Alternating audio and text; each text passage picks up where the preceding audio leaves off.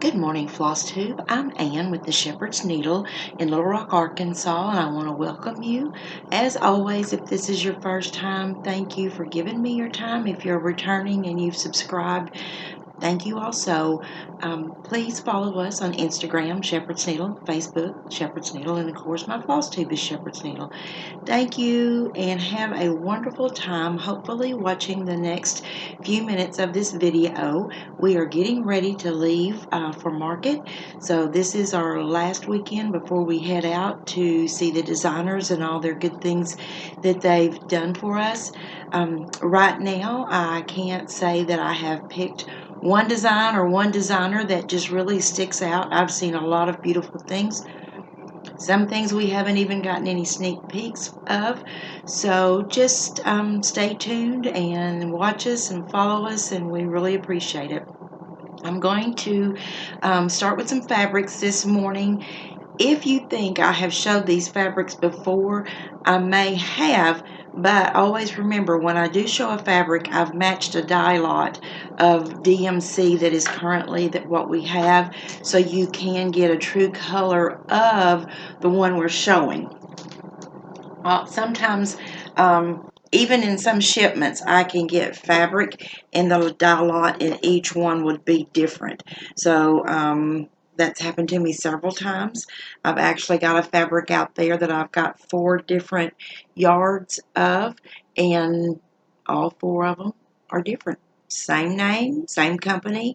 I'm thinking the dyeing process, probably the heat of the water or whatever that process is, changes. So I just love fabrics. I'm going to show you these. These are some legacy linen. And I'm going to start with, this is a 34 count cafe latte, and the matching DMC color for this dye lot is 30, 33, and I'm trying to, that's why I like to show the DMC, because just, videotaping and what you're seeing could be totally different than what I'm seeing. So that's a 34 count legacy linen, great for any stitching, samplers, anything. My next one is a legacy linen 37 count corn tassel, and this is one that's being used quite a bit for some of the bigger hands across the sea samplers from what I'm seeing. And its DMC match is 822. I'm not really, let me try this side, maybe that would help. Okay, so 822, this is 37 count corn tassel. And then this one is one that I've not had, but oh, have I fell in love with it. This one is called Heron Gray, and it is another legacy linen. It is a 38 count, and its match is 648. 648 there. Kind of sounds like bingo, doesn't it? So this is a little bit warmer, I would say, than the Cloudburst that we showed. That was a legacy linen. And so I just kind of wanted to show you those. And then I got some more dye lots in of the Weeks Dye Works 40 count. We've got more 46 count coming in the Swaggart base, because a lot of people are really liking it for samplers. And this one has been flying out the door. So I'm going to show, just a second.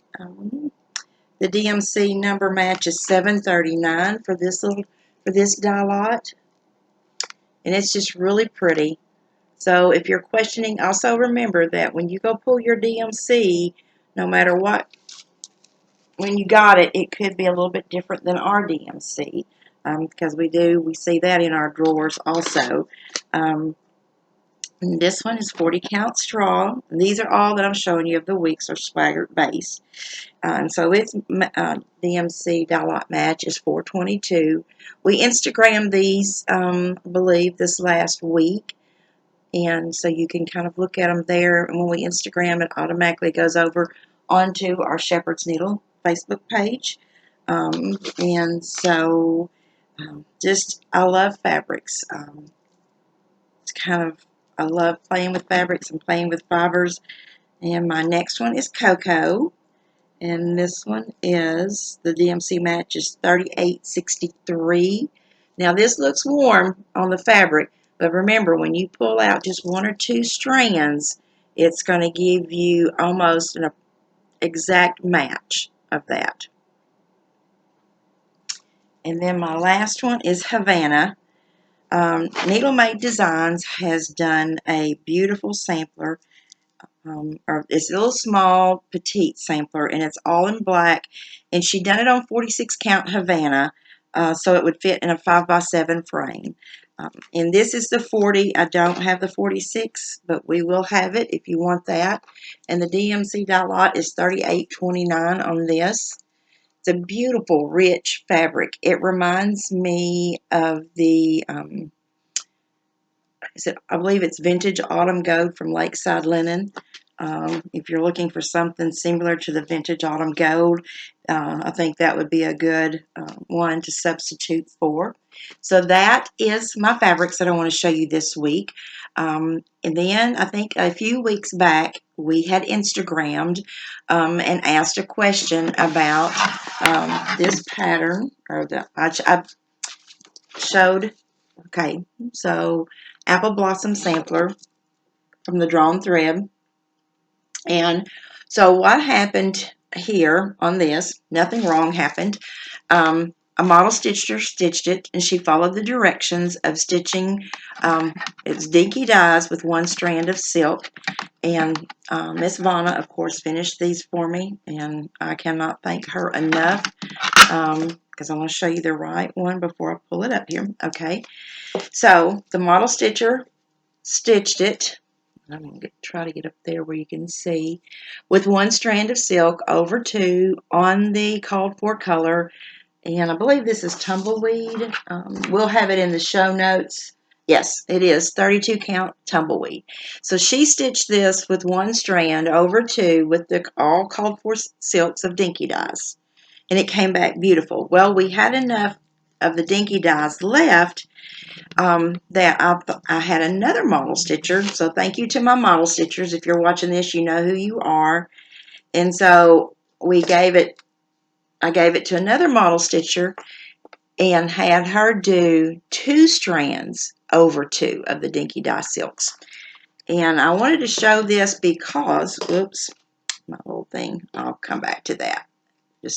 I wanted to show this to you because these little things slide around. The difference in, if you can see, I'm hoping you can okay. So the one over here is one silk and the one over here is two strands, okay? So when you're stitching, this is the effects that you'll have. This one is more muted and this one is more bold. When I choose to do stitching, it's going to depend on what it is and what look I want. For the most part, if we are going to do a model or if I'm going to stitch, not all the time, 36 count, I like to use two strands because it is bolder looking. Now, a lot of people don't want to stitch with two strands. They don't want to have to worry about their stitching, so everything laying straight. But that doesn't bother me, and then 40 count, I usually do one strand, 46 count, always four strand, of course. But I just wanted to have, let you know, like I said, we posted these on Instagram, and so that is the difference, one strand, two strands, and I'm not for sure if I can, I'm going to flip these right quick just to see, because of my lighting that's overhead. Yeah. So this is the two because I flipped it, and this is the one. So in doing that, if it's for your home, consider where you're going to hang it. Is it an heirloom? Just those kind of things as to how much effort you want to put in doing two strands and railroading those to lay pretty and flat. Next, I'm going to show my punch needle, and we've got some punch needle finishes that I wanted to show. And so I am one that I like to keep things, I want to show off the needle art and keep it simple so your eye focuses on the actual needle art of your work. And so the first one I'm going to show you is And I forgot to grab, okay, I didn't, okay, is the Bee Garden from Little House Needleworks. Again, this is punch needle. And so I found these perfect little frames, and they have a saying on them. I will try to remember in my next floss tube to pop that in right quick. And so, but because I'm going to show you another one that I use the same little frame for. It's just a little easel frame. I want to say they're $6.99. If you get them at half price, you've got $3.50 invested. So I kind of, when I do finishing, I like to kind of have a balance around. And so with this, I was going to have more space here and here than I did on the sides. And of course, it's not perfect as far as balance, but I wanted to make it look a little bit more balanced. And so I save a lot of things if I run across a good deal on trims, rickracs, whatever. I even save ribbons that have been used on packages of bowls of gifts and stuff, because you never know when it's going to come in handy. So I had some green big rickrack that matched kind of the green in this, and so it gave it this little scallop look down here. So I added that scallop look up here just to kind of make this a little bit more balanced looking. And then, like I said, I want to draw attention to the actual work, and then I just put a little rickrack trim around the end. A trick that I like to use on my trims is to, somebody may not want to do this, but especially on your rickracks and stuff, you can use like a cigarette lighter. I usually burn the ends right quick, and it just seals that end so it doesn't ravel on you. Some things you may want to use tacky glue on that just to get that little, because it will dry clear. But anyhow, this is what I did with this.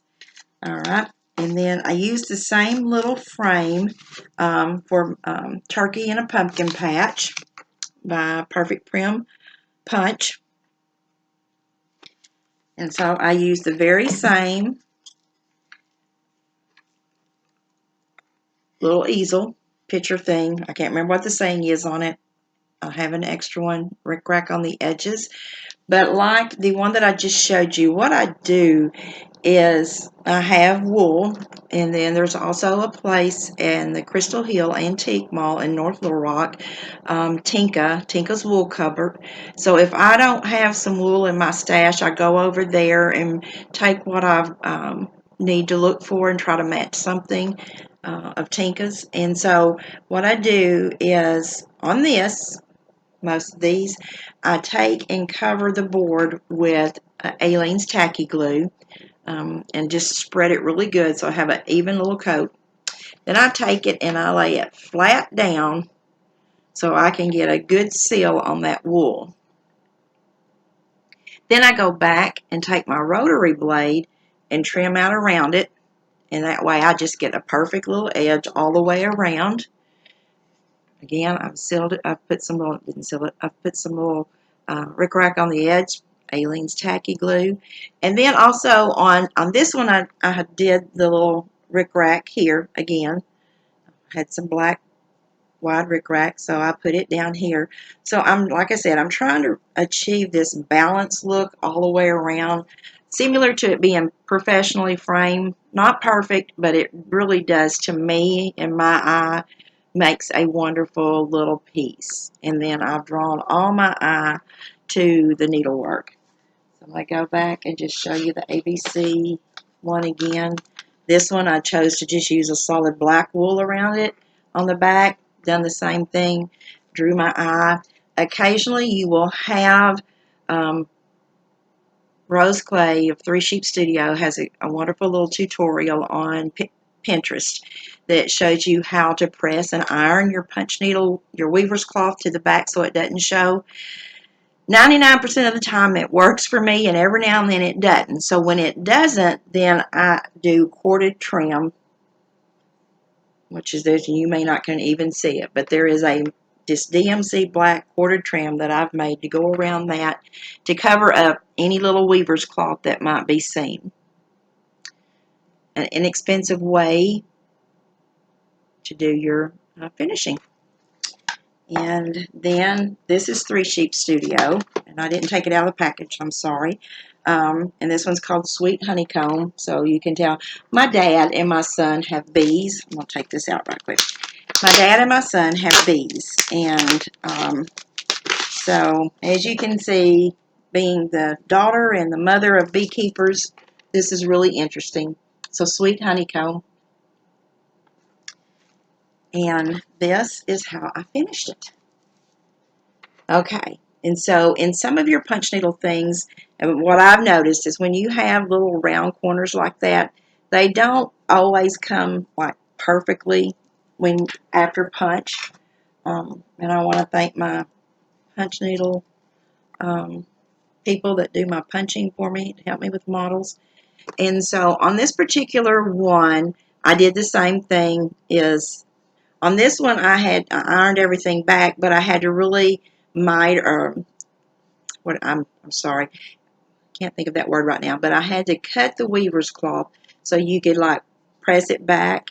And then this is another one with, since it had the little round edges, I could not hide all of the weaver's cloth no matter how hard I tried. So there was a few spots. So I just chose to do DMC cording again in black 310 and finish that out around. Now this little board I got from Hobby Lobby. And I went back to look to see if I could find it again, and I couldn't. So if you are looking for this at Hobby Lobby, this is much wider, and there is a saying on it.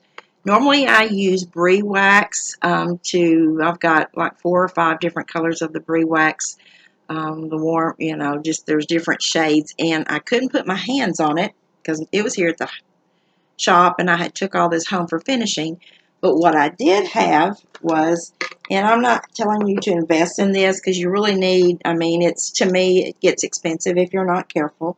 So this is Annie Sloan soft wax in dark. Well, since I was at home and I was trying to beat the clock so I could get in bed, I chose to use it.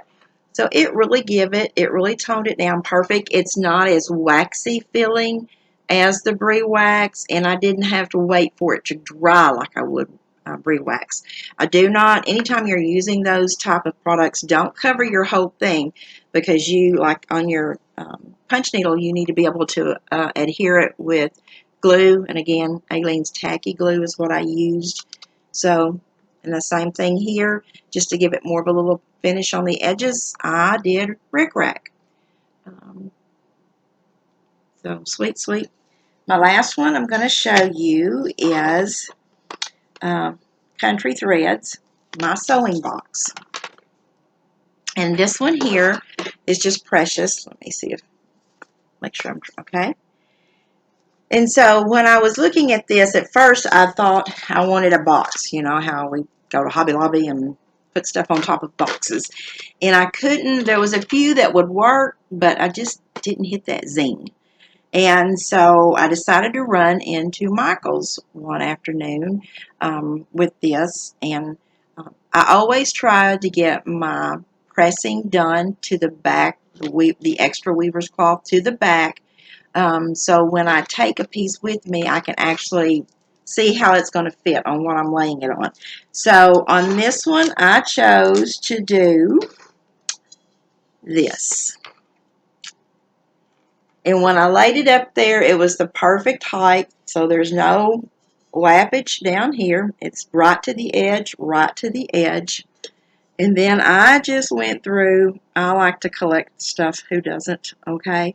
So I just went through my stuff and looked to see what can I put in here? So of course I had some old vintage scissors, a pincushion, some long hats, these wonderful little spools. And so I wanted to just create everything in the little box.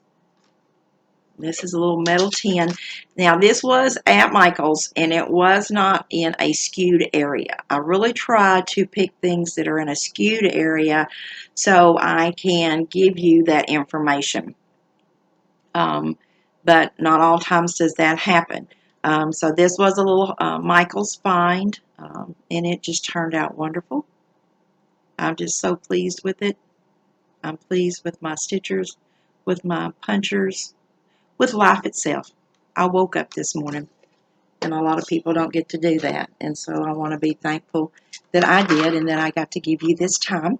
I wanted to keep this one super short because today is a stitch day here in the shop. It is the pre-market stitch day to where people come in and turn in more sheets and we chatter and talk about what we're interested in. It's also potluck, and I cannot, I had it right here. Give me just a second. There it is. I can't show you my giveaway, the actual giveaway for the next video, but I can show you this is the 2019 cookbook. So we have ordered the 2020. If you want one of these, please call and let us know because they will run out fast. But my next Flosstube, I will do a drawing of a giveaway of the 2020 Nashville Market Cookbook. Okay, your comment needs to be your favorite recipe. I don't care what recipe, I don't care what the name is. I don't care if it's a meat dish, a vegetable dish, a bread, a dessert, whatever. You just comment what your favorite dish is that you like to cook or like to eat. You may not be a cooker. That's okay too, you know. That one goes back to my Freedom Friday. Don't forget about our Freedom Friday Facebook page. Every Friday we do a drawing and do a giveaway of a previous Stitcher's stash. So there's always great things in there. You might want to jump in there. I have some Blackbird to give away at some point. I never let you know ahead of time of what I'm giving away except for I normally try to post on a Saturday or Sunday and do the drawing the following Friday. So there's some goodies in that stash that I am just putting out there 1 week at a time. All right. I'm going to say bye. If there's anything you need to know, please leave a question in the comment. You can always reach me at ann@shepherdsneedle.com. You're welcome to call the shop, 501-221-6990. And as always, I encourage you to support your local needlework shop. If you don't have one, then hopefully you can find one, seek one out. We do our best to give most awesome customer service. And it's a day and age to where, oh my gosh, we can just stitch so much because there's so many things to see and do. Thanks for tuning in, and we will see you after the Nashville market. Bye, everybody.